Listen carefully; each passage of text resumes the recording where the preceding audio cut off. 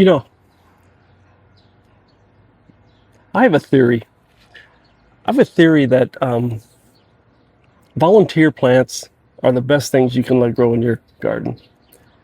And if you think about it, we baby these plants, we pamper them indoors, heat lamps, heat mats and grow lights and all the things we do to get them going and pamper them and baby them and you plant them out here and they struggle for a while. And I have volunteer tomatoes coming up that just thrive. I don't know what kind they are, but they just do great.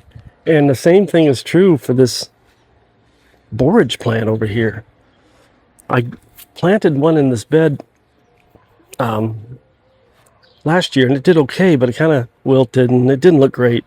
The volunteer here came up from the ground next to the bed and is just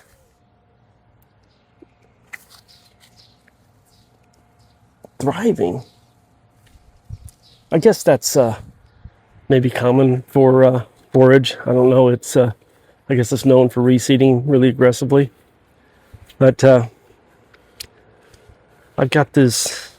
I planted some cucumbers over here, and they're wilting and struggling, and I can't get them established. But last year I grew cucumbers along here, and down here I've got volunteers coming up that are thriving along the base of these beds. I've already picked 3 cucumbers from there, and there's so many new ones starting, and both just volunteers doing better than anything I planted. So I don't know if there's anything to that, but seems like a theory that I have. I had the same thing happen with and is happening with sunflowers. I planted some sunflowers and I have volunteers coming up and they're thriving. So think about it, they survived an entire year out in the cold, and here it got to minus 15, 20 this winter. So they're sitting in that ground and they're coming back in the spring and no fertilization and just thriving. So it makes you wonder. Anyway, just my thought on that.